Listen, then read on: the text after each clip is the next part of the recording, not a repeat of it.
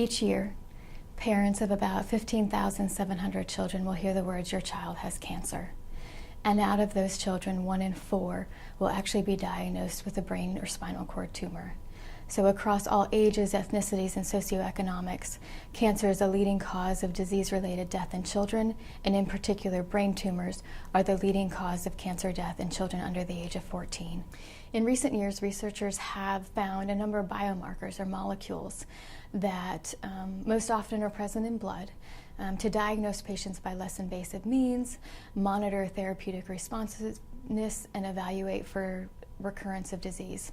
By partnering with patients who have brain tumors and their families, we can study many more aspects of these tumors given their rarity in an effort to advance scientific understanding of these tumors and ideally identify biomarkers that can be used for this patient population.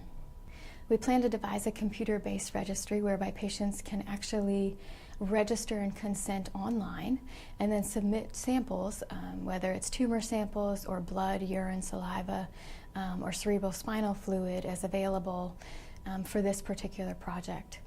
The idea is really to create a patient-driven movement, empowering patients to be directly involved in the research going forward, from which they will ultimately benefit.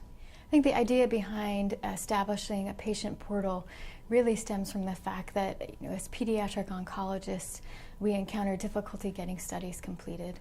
And a lot of frustrations come from parents in terms of why aren't there new therapies out there, or why are the results of this study not published, or why is this study taking so long? So I think by devising a system whereby patients can actually donate tumor samples and tissue samples from across the country, we really have a chance to impact the future direction of research.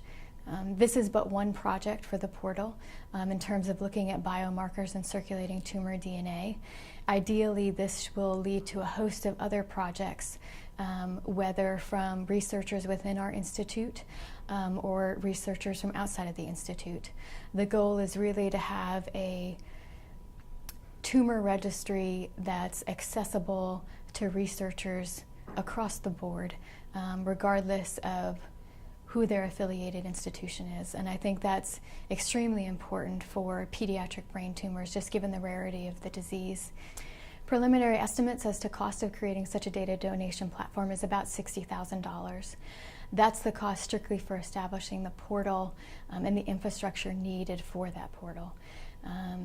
The portal really is critical in terms of establishing the backdrop against which we can do a number of these studies. And this particular study in regard to circulating tumor DNA and biomarkers is really but one example of what can be done when, I think, physicians and researchers join forces with patients and families.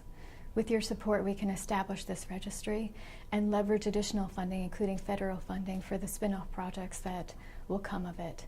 I think ultimately that will change the face of pediatric cancer care.